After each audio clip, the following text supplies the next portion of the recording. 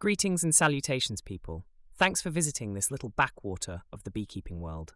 My name is Imogen, and I will be reading Steve Donahoe's blog post called Latest Advice on Varroa, which appeared on The Walrus and the Honeybee on 7th January 2025.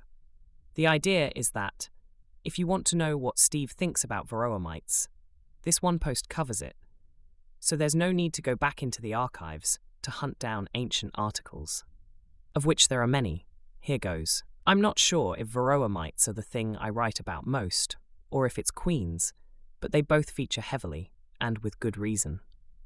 If I have good queens in my colonies and Varroa is under control, then the chances are that my bees will do well. Anyway, it was pointed out to me recently that I said that beekeepers should try to keep the number of mites in a colony below a maximum number of 2,000, and that this is out of date. I'll get to that later on. But for now, I thought this would be a good opportunity to provide my latest advice on Varroa, which supersedes previous articles. There are two broad directions you can go with this subject, and I will cover both. One way is what I suppose you could call traditional. The other is working towards being treatment-free. From what I have seen, there is a great deal of interest among hobby beekeepers in the latter, whereas most commercial beekeepers tend to be more in the traditional direction, which also reflects current advice from the National Bee Unit in the UK. I know that not everything is always completely up to date on BeeBase, which is the Bee Unit's information website. But luckily, the advice on Varroa was recently redone. I have gradually evolved into somebody who believes that applying 3 different Varroa treatments per season is correct for me and my bees. I used to think that 2 treatments would work, and it mostly did, but there were casualties. I used to apply thymol at the end of summer, after the last supers were off, and I would follow that up with oxalic acid in the winter. Thymol treatment requires 2 brood cycles, which is 6 weeks, and does hinder the laying of many queens. I now favour formic acid for larger colonies, which works much quicker, but continue to use thymol on nukes.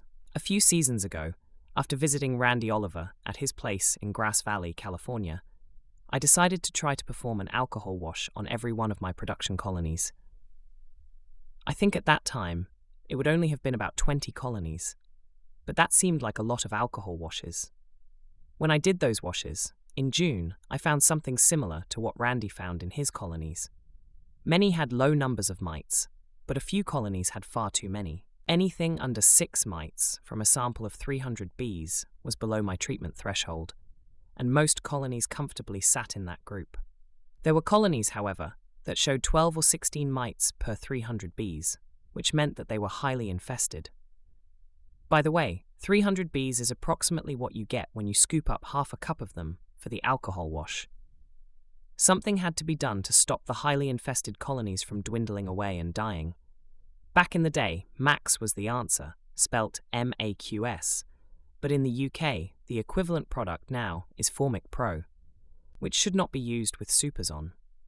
Well, supers were on in June. I actually did treat with formic acid that time, as I was ignorant of the rule change, but now I can't use it as I have caught up. The only things I could think of to explain high mite levels in some colonies were A. I forgot to apply oxalic acid on them the previous winter. B. When I applied oxalic acid, they were not broodless. C. Some kind of drifting robbing phenomenon was afoot, maybe due to being at the end of a row of hives. As it turned out, in one season I did miss out an apiary from oxalic treatment in the winter, and those colonies did, in fact, have higher mite counts in their alcohol washes. The winter oxalic treatment really is worth it. That was a one-off, so where the occasional highly infested colony sprang up in June, my suspicion is that they had some brood, maybe even half a frame or so, at the time they got their winter treatment. I think the drifting or robbing scenario would be more likely to apply later in the season. So, what are you supposed to do with a strong colony in June with several supers on when it has too many Varroa mites? There are no authorised treatments in the UK for when supers are on. What I would do is wait until any nectar flow is over. It usually goes quiet sometime in June. Whip off the supers, add back some empty supers for space, and treat with Formic Pro. Another, more drastic option might be to do a shook swarm on that colony and treat with oxalic, before any of the new brood is sealed. That would certainly give them clean frames and reduce virus levels, but it's probably the end of any chance of a good summer honey crop from that one. My preferred approach to this conundrum is to go crazy and introduce an additional treatment in early spring using amatraz. I now put the plastic strips in the colonies on the 1st March and remove them in April, which means that there are never any mites in June, or so few that it's not worth worrying about. This then renders the June alcohol wash pointless. They get 3 treatments per season, and mites are fully locked down. On the downside, I can no longer spot colonies that might display signs of Varroa resistance. And that is sad, because I would like to try to raise future generations from queens that are good at both honey production and mite resistance. For those optimists who want to try to redesign the genetic landscape of honeybees in our country, a handful of colonies at a time, there is the treatment-free pathway to nirvana. The science is there. It is possible to breed Varroa-resistant bees, but it's not necessarily something I would recommend for a new beekeeper. There are different ways to go about it, and I'm strongly against the so-called James Bond method, referring to the movie Live and Let Die. It seems to me that the people who have any success with following this path live in an area where they are pretty well the only beekeeper for miles around, or they are in some remote location, or on an island. I suppose the UK is an island, but I mean something smaller. With a stable population and no movements of bees into or out of the area, it is more likely that a breeding program will work. The reality is, in England at least, such places are extremely rare. Anyway, my objections to letting nature take its course, losing 90% or more of your bees after a couple of years of not treating, then breeding from survivors are: 1. You create a genetic bottleneck with a lack of diversity going forward, because your future generations come from a tiny pool of survivor queens. If you are lucky enough to have any. 2. You could lose many of the desirable traits, such as gentleness and high honey production, in favor of one trait, Varroa resistance. Is that really worth it? 3. It's not good animal husbandry to let your livestock die from a vicious parasite that was, after all, introduced to honeybees by beekeepers. The method followed by Randy Oliver is the only one that really makes sense to me, and his way works because, in his area, he's by far away the biggest beekeeper. His bees dominate the land. He does not just prioritize survival. He wants great bees that any commercial beekeeper would be happy to own.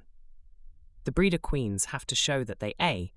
keep mite levels low throughout the season with no treatment, and B. are good bees with low swarming, low defensiveness, and good honey production. Importantly, he carries out regular alcohol washes on all colonies, a massive undertaking, and can quickly spot the colonies that can't cope with the mites. The queens who head those non-resistant colonies are then out of the breeding program, but the colony is not left to die. It gets treated and continues to thrive. Initially, from over 1,000 colonies, he only found 50 that displayed the desired characteristics, and these became the breeders for the next generation. Then, the non-resistant colonies were split and re-queened with daughters of the resistant queens in the following spring. Repeating this year after year has led to some progress, but he is not claiming complete success. Here are some quotes from Randy. Quote 1. Note to hobby beekeepers. I say this to make it clear that beekeeper Jane or Joe is dreaming if she or he think that allowing their colonies to die from lack of mite management is going to improve honeybee genetics overall. If they want to improve honeybee genetics, they do best to treat their hives to keep them healthy, but put pressure on whoever they purchase queens from to seriously select for mite resistance. Quote 2. I gotta tell you though, seeing these strong, gentle, productive hives that are able to maintain minimal mite levels over the course of an entire year of near-continuous brood rearing in California has got my crew really excited about the possibility of a future in which we would no longer need to worry about Varroa and its associated viruses. The thing is, even if you manage to produce great bees that only need one treatment per year, that is still a big win. They may not yet be treatment-free, but they are a stepping stone. Fewer chemicals in the hive, less expense for the beekeeper. It's a prize worth chasing. Not for me, though. My part of the country is not isolated. There are plenty of bees moving about, and my bees don't dominate the land. I don't have 1,000+ colonies. Randy is still making progress after more than 5 years, but he's not at the promised land yet, and it would be too much for me. I know my limits and what's likely to work. I would be happy to use breeder queens from a large-scale queen breeder who has achieved resistant bees that are also gentle and productive. And I do favour hygienic bees currently.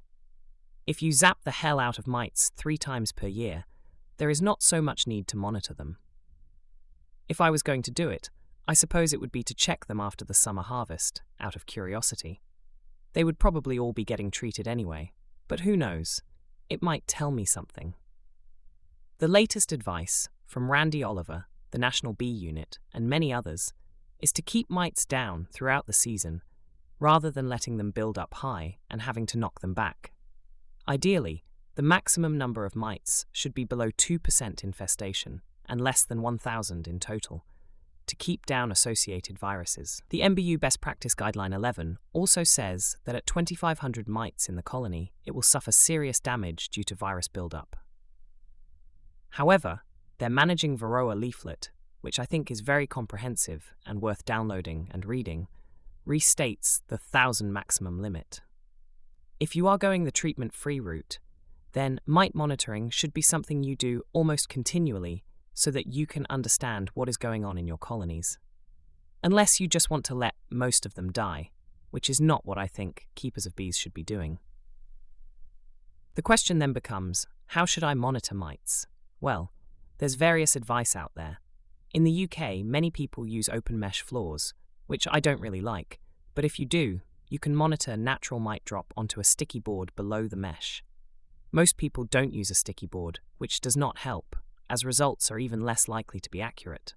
I don't trust the natural mite drop, and can't monitor it anyway due to solid floors. In fact, the only thing I half trust is the alcohol wash. It's not perfect, but I think it's the best way to get an approximation of infestation. Whatever you use, if you are not treating, I think you should be using it often and on all colonies. That way, you can have actual data to back up your potentially wishful thinking that you have just created the perfect Varroa-resistant bee from your 3-hive apiary in your garden. Is survival good enough for beekeepers? Don't you want vigorous, healthy colonies that are a joy to work and make loads of honey? So keep records. Maybe try having some treatment-free colonies, and some run along traditional lines. How do they compare? Are you really sure this treatment-free idea is all it's cracked up to be? The Managing Varroa leaflet from the NBU has a list of scientific studies in the references and further reading section at the back. Some of these are very interesting, and my eye was particularly taken by one which rounds up the state of play in the science of Varroa resistance in honeybees. If you want to see that, there is a link at the bottom of my blog post on thewalrusandthehoneybee.com. That's all for now. I hope you got something from this information, and if you think it's worth sharing with other beekeepers, please do. Have a great day.